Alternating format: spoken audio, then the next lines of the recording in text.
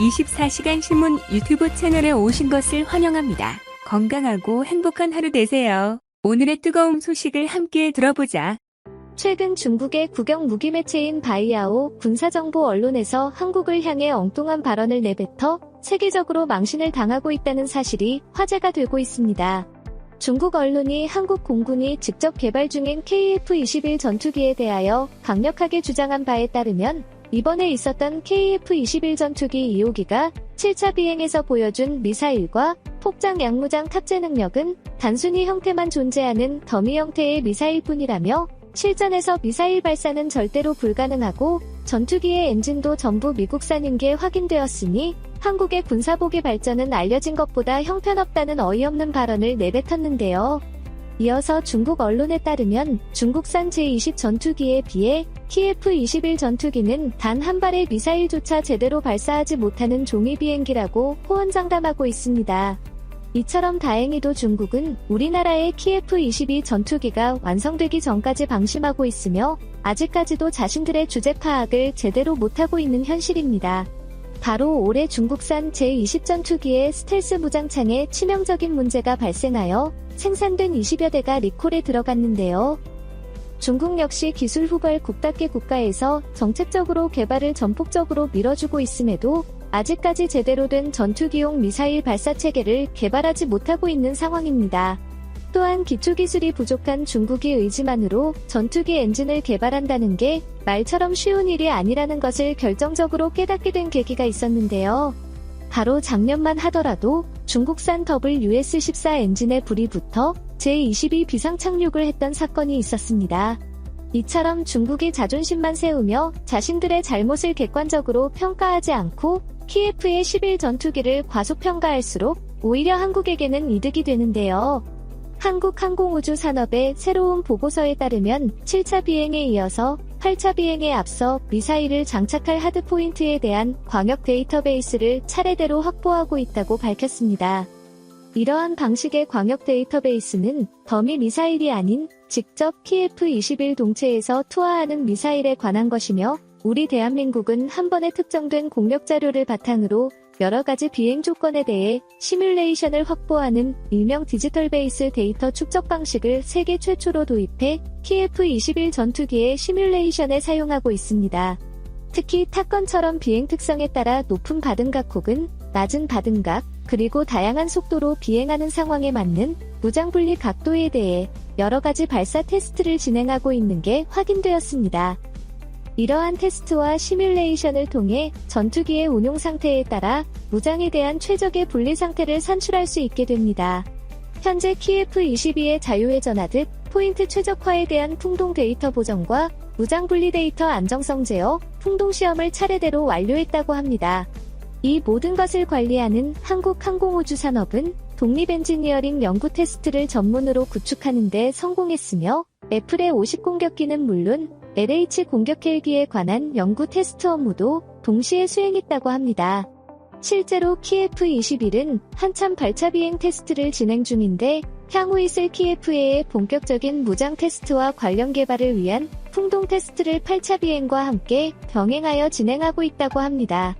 한국 공군에 따르면 새로운 항공무기 체계가 다양하게 개발되고 있어 기존의 KGB 무장도 개조되어 유도 무기화되는 실정으로 하나의 항공기에 탑재되는 무기체계의 종류 및 조합이 지속적으로 증가되는 추세입니다.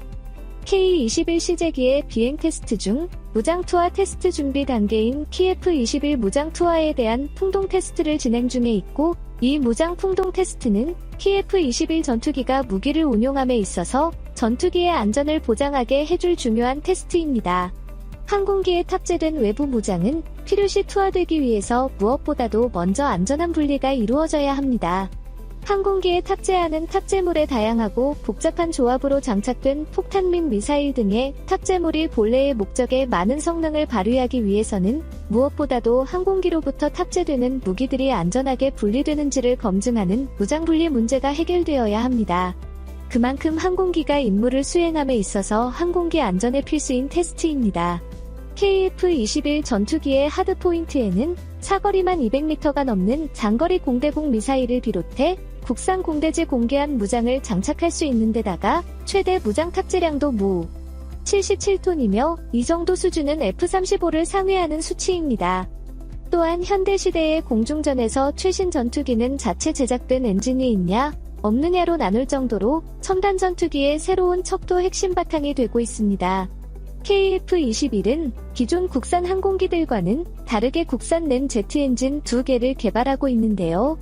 쌍발 전투기는 만약 엔진 하나가 소실되어도 나머지 엔진으로 유지 비행이 가능하고 이와 더불어 더 강해진 추진력으로 무장 탑재량을 늘릴 수 있기 때문에 이처럼 PF-22일 지상에서 실시한 국산 엔진 시험에 성공한 데 이어서 곧바로 엔진 최대 출력 시험인 활주로에서 8차 비행 시험 등을 진행할 예정이라고 합니다.